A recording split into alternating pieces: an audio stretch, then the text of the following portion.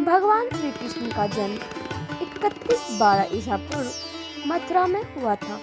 हालांकि उनका बचपन वृंदावन, बरसाना, नंदगांव, गोकुल और द्वारका आदि जगहों पर बीता।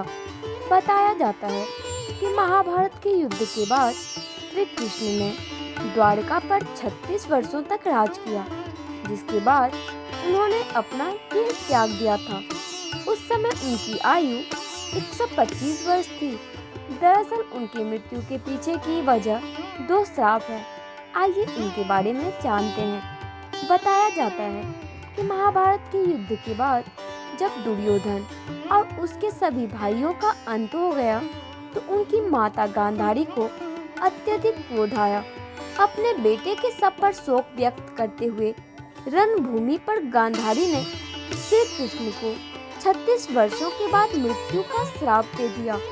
ये सुनकर पांडव चकित रह गए, लेकिन श्री कृष्ण ने मुस्कुराते हुए इस अभिशाप को स्वीकार कर दिया। इसके बाद ठीक 36 वर्षों के बाद उनकी मृत्यु हो गई। उनकी मृत्यु एक शिकारी के हाथों हुई। भागवत पुराण में बताया गया है कि एक बार श्री कृष्ण के पुत्र शाम्ब ने शरारत करने की सोची। शाम्ब अपने मित्रों के साथ एक स्त्री का वेश धारण कर ऋषि मुनियों से मिलने गए।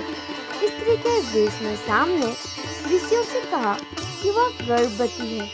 यदुवंश कुमारों की इस शरारत से ऋषियों ने क्रोधित होकर उन्हें श्राप दे दिया कि तुम एक ऐसे लोहे के तीर को जन्म दोगी जो तुम्हारे पूरे कुल का सर्वनाश कर देगा।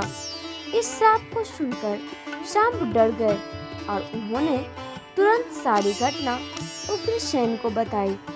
श्राप से छुटकारा पाने के लिए उग्रसेन ने शाम्ब से कहा कि तीर का चूर्ण बनाकर प्रभास नदी में प्रवाहित कर दो, जिसके बाद सांबा ने वही किया।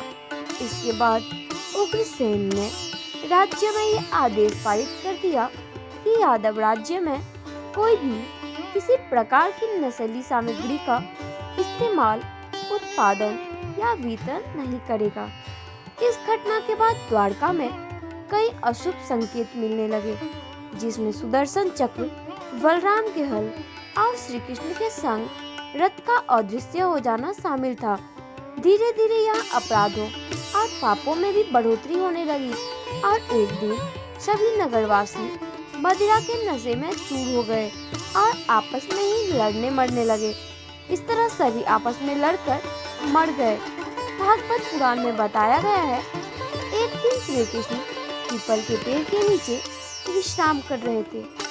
तब जरानान के एक बहेलिये ने भगवान कृष्ण को हिरण समझकर उन पर तीर से प्रहार कर दिया, जिसके बाद श्री कृष्ण ने अपने देह त्याग दिए और उनकी मृत्यु हो गई।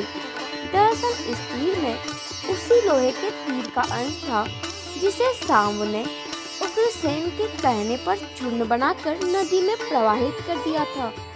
इस प्रकार ऋषि के श्राप के अनुसार ही समस्त यदुवंशियों का नाश हो गया। गांधारी के श्राप के अनुसार श्री कृष्ण की मृत्यु हो गई।